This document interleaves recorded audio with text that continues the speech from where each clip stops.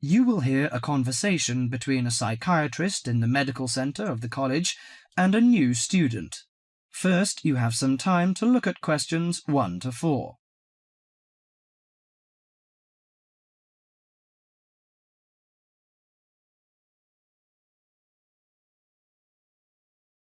Now listen carefully to the conversation and answer questions 1 to 4. Hello, sit down, please. Thank you. Now, you are a new patient, aren't you? Yes, that's right. Okay, so I'd better get some basic details down first. Right, we'll start with your name. Martin Hansen. Do you spell that S-O-N or S-E-N? Hansen. Okay, and you're a first-year student? Yes, I am. Study in? Electronics, actually. I hope you enjoy it. Thanks. And your address? 2805 Hesperian Avenue, Hayward.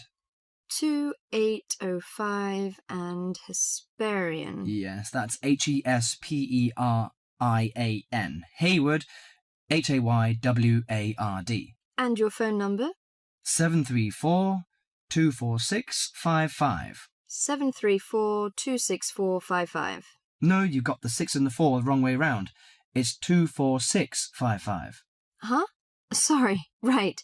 And, when were you born? The 15th of June, 1986. Here in New Zealand? No, I was born in Sydney.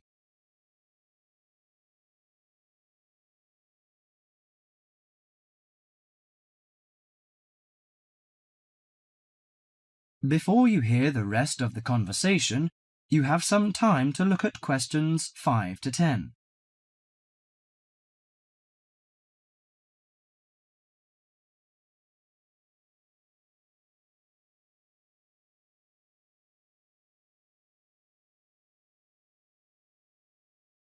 Now listen to the conversation and answer questions 5 to 10. Good. So, what's your problem? Well, frankly, I wonder whether it is a problem. I get the blues, and it lasts for quite a while. I don't know how to... Yes, we all feel sad or get the blues now and again. Generally, our sadness lessens in time, and with the support of friends. However, if the depression leads to difficulty in thinking and greatly disrupts your daily routine, it can be evidence of a psychiatric problem. What do you feel exactly? I always feel sad and worthless. I find it hard to fall asleep and wake up early in the morning. How long has it lasted? Nearly half a month. Do you feel fatigue or loss of energy? Or you may have lost interest or pleasure in usual activities? Yes, sometimes. At first I thought I could overcome it by myself, but I failed. I'm so glad that you came here. It seems that you are suffering mild depression from your symptoms. Depression? Yes, I feel depressed sometimes. But why would I... Depression may occur as a result of biochemical changes in the body. Alcohol, amphetamines, cocaine, and LSD can bring on depression. Those who have a family history of depression usually have a greater risk of depression. Sometimes the worrying changes in life can lead to depression. I see. I had a really bad breakup of a love relationship. It makes me feel hopeless. Do you think I need some treatment? Yes. Antidepressant medications are often used to treat depression, if it is serious. But I don't suggest them at first because of the side effects. I suggest psychotherapy, which can give you support and help you regain control. So do I need to come here every day? No, I will arrange counselling sessions for you, which will last 12 to 20 weeks. You come here once or twice each week. The psychotherapy is directed at helping you gain insight and understanding about events in your life, which may have contributed to your depression. With growing insight, you can often learn more effective ways of coping with your feelings and changing your behaviour. What can I do to take care of myself? Well, at first you should do some physical exercises on a regular basis, at least 3 times a week. How is your food? Do you eat well? Yes, I think so. I eat at my homestay family. Good. Find a hobby or a positive recreational activity to participate in once or twice a week. I know it's difficult for you, though. When you feel it's hard to overcome the depression, come to the counselling session. Remember, ask for help if the load is too heavy to handle. Yes, I'll try. So, when will my counselling session begin? I'm going to arrange that for you. That is the end of part 1. You now have half a minute to check your answers.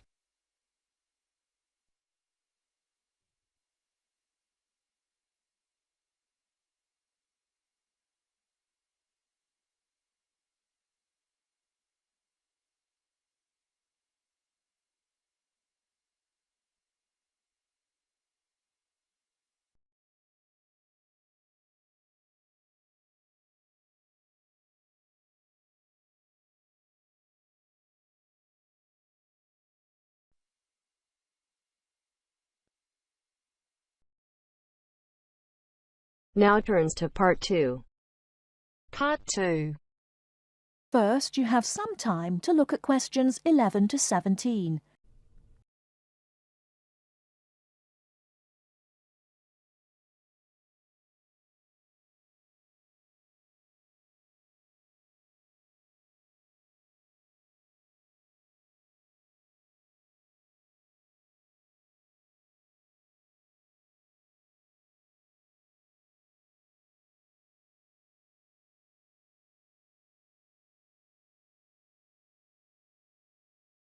Now, listen carefully and answer questions 11 to 17. Good afternoon, everyone, and welcome to this short talk on the subject of fireworks. Now, fireworks, as I'm sure many of you know, were invented in China, though there has long been disagreement as to exactly when, or even in which century. The consensus nowadays, though, is that it was in the 6th, as there is considerable evidence of war rockets being made then. We also know that fireworks were in use by the 7th century in Arabia, where they were called Chinese arrows, reflecting their military potential. It then took a long time for them to spread to Europe. In fact, it wasn't until the 1200s that fireworks made their appearance there.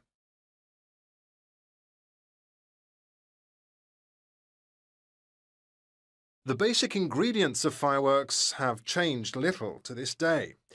Their explosive capacity comes mainly from black powder, also known as gunpowder, which is produced from a mixture of charcoal, sulfur, and potassium nitrate.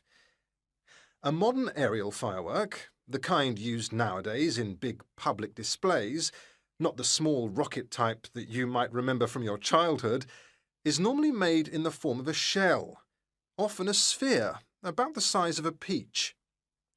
Inside the shell are a number of stars, surrounded by black powder, and running through the centre of the round shell is a charge that makes the firework explode when it reaches the desired altitude. This is known as the bursting charge. When this explodes, it ignites the outside of the stars, which begin to burn with bright showers of sparks. Since the explosion throws the stars in all directions, you get the huge sphere of sparkling light that is so familiar at firework displays. A shell of this kind is launched from a 75mm diameter mortar, which in some ways resembles the type used by the military. The mortar is a steel, or increasingly for safety reasons, shatterproof plastic pipe. This is likely to be 500mm long and sealed at one end. The other end is aimed at the sky, and at the bottom of the pipe, below the shell, is placed a cylinder containing black powder. This has a long fuse, which projects out of the tube. When this is lit, it quickly burns down to the lifting charge, which explodes to launch the shell. In so doing, it also lights the shell's fuse. The shell's fuse burns while the shell rises to its correct altitude and then ignites the bursting charge so it explodes. Before you hear the rest of the talk, you have some time to look at questions 18 to 20.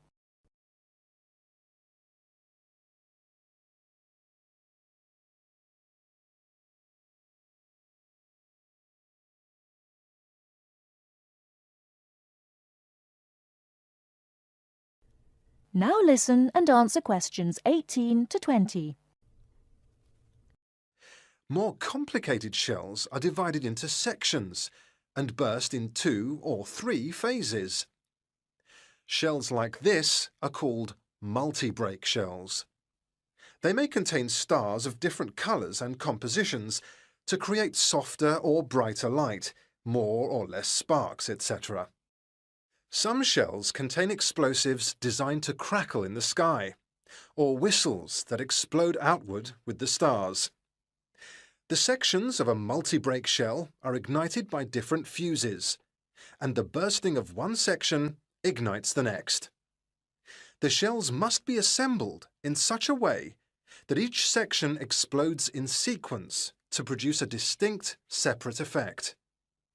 The pattern that an aerial shell paints in the sky depends on the arrangement of stars inside the shell. For example, if the stars are equally spaced in a circle, with black powder inside the circle, you will see an aerial display of smaller star explosions equally spaced in a circle. To create a specific figure in the sky, for instance a heart shape, you create an outline of the figure in stars inside the shell. Then you place explosive charges inside those stars to blow them outward into the shape of a large heart. Each charge has to be ignited at exactly the right time, or the whole thing is spoiled. Many other shapes have particular names, like the willow. This is formed by stars that fall in the shape of willow tree branches, spreading a little to the side and then downwards. The high charcoal composition of the stars makes them long burning, so they may even stay visible until they hit the ground. The ring shell is fairly basic. It is produced by stars exploding outwards to produce a symmetrical ring of coloured lights. More complex is the pattern created by the palm, which contains large comets or charges in the shape of a solid cylinder. These travel outwards, explode and then curve downwards, like the limbs of a palm tree. The serpentine, the last one for now, is different again. When this one bursts, it sends small tubes of incendiaries scattering outwards in random paths, which may culminate in exploding stars. It can be quite spectacular. That is the end of part 2. You now have half a minute to check your answers.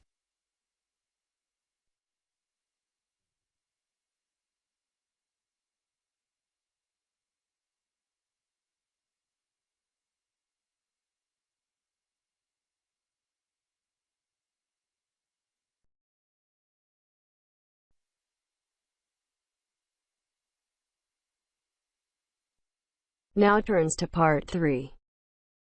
Part 3. You will hear 2 engineering students, a woman in her 6th year called Linda and a man in his 5th year called Matthew, discussing the benefits of student work placements.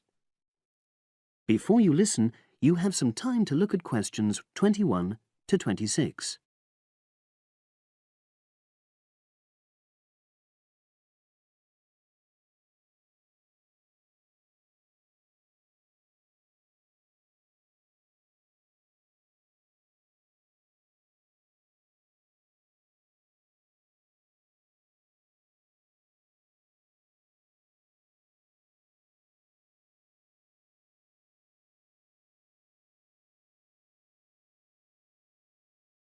Now listen and answer questions 21 to 26. Hi, Linda. Can you spare a few minutes? Hello, Matthew. No problem. I just wanted to talk to you about temporary work placements. I've never really thought there was a good reason for doing one. I've got some savings, so I don't really need the money at the moment. But I've had an email from the university about a vacancy that looks quite interesting. You did a placement last year, didn't you? I did, yes. In my case, I wanted to find out if I was making the right career choice before I began applying for permanent jobs.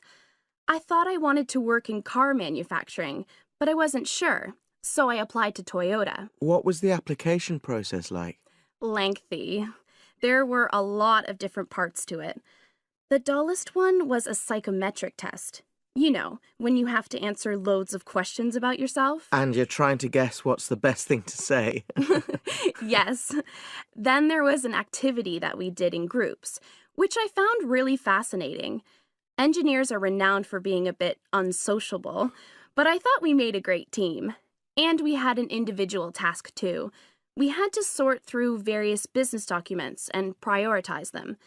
It was just like what you have to do as a student, really, just with different content. What exactly were you doing on the placement? I was helping to design some diagnostic software to identify any waste in the car assembly process. Do you mean waste of materials? No, time. Anything that can speed the process up helps to cut costs. How did the work placement compare to being a student? Was it hard work? Yes, it was. I'd had full-time work before. I've done various unskilled jobs during university holidays, and some of those involve long hours. So I thought I'd find it easy. I was wrong, though. I think when you're on placement, you're always trying to prove yourself. So you push yourself hard to succeed? Yes. But I got a lot of support from my employers. They were always helpful. And then, at the end of the placement, I was given formal feedback. Do you mean on your engineering ability? Well, no. I didn't really need that because we had team meetings every other day. And so I had the chance to discuss technical issues and ask about anything that wasn't clear. The evaluation was about general workplace things, like organizational ability, initiative, that sort of thing. I get the impression you think you benefited from the placement. Well, the best thing is that they've offered me a job for next year.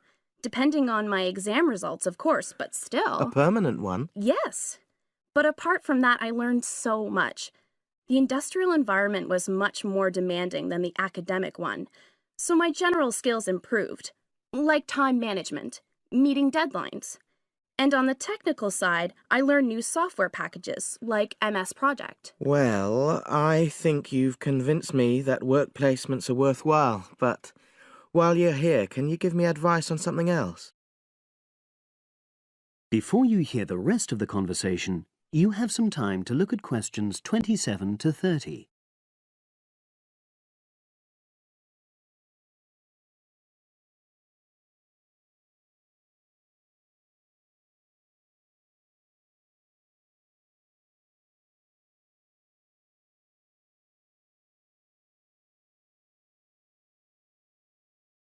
Now listen and answer questions 27 to 30.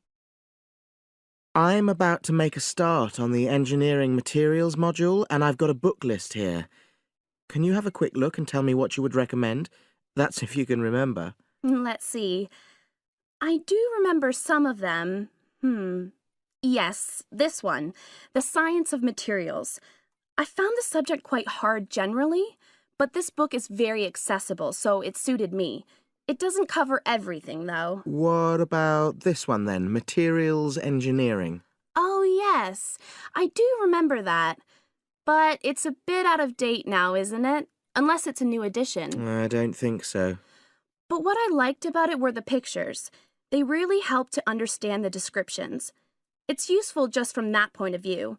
Let's see, what else? Oh, yes, that one there, Engineering Basics.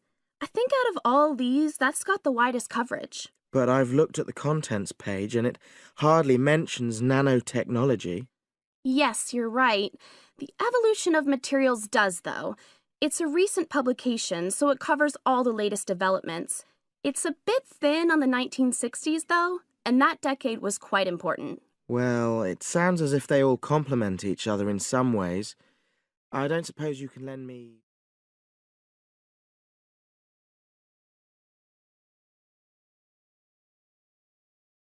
That is the end of part 3. You now have half a minute to check your answers.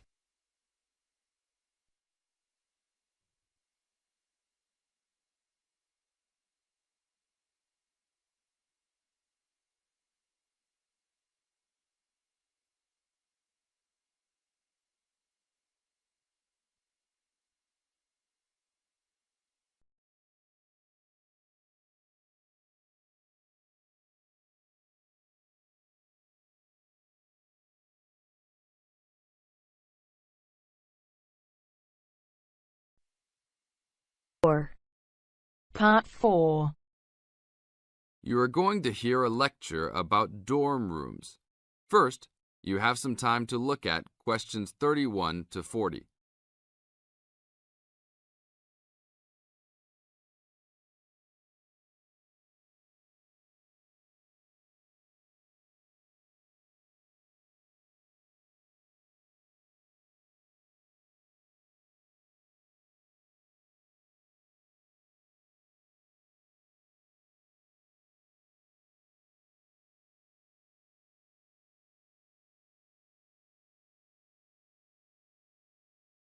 Now listen to the tape and answer questions 31 to 40.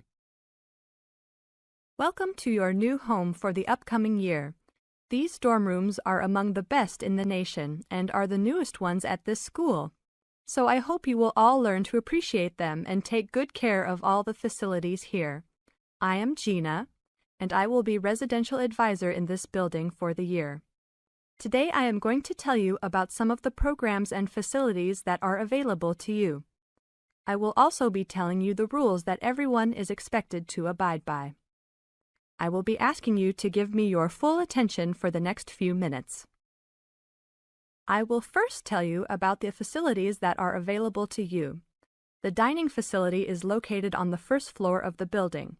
It is open 7 days a week from 7 a.m. to midnight. All the food offered to students is freshly made every day, and my own opinion is that the food is actually quite good. Feel free to come and grab a banana for breakfast or sit down with a group of friends for dinner. Although your meals are served buffet style, please do not waste food. All students are expected to clean their own tables after meals. In the basement of this building, there is a gym and recreational hall. The gym has workout equipment such as treadmills and weight sets. In the recreational hall, there are ping pong tables and a pool table for student use. You must sign in when using this equipment, and you will be held responsible for any damages or losses. The gym and recreational hall are open daily from 10 a.m. to 10 p.m. There is a kitchen located on the second floor of this building. Your dorm key will open this door. Inside there is a refrigerator, a microwave, an oven, and a stove. This room is open 24 hours a day, 7 days a week. If you decide to cook a meal, please be considerate to all the students and clean up after yourself. You can use some food in here, but please do not make a mess. Some students do end up having their food eaten from the fridge, so be careful. Don't leave anything that looks like it tastes really good. Do not leave pots and pans lying around in the kitchen. Please store these in your room. There are many programs being sponsored by our building this year. One of the most popular is our Saturday morning outings. In the past years, these trips have included going fishing, hiking, cycling, ice skating, and even going to the beach. There will be a listing of scheduled events coming out soon.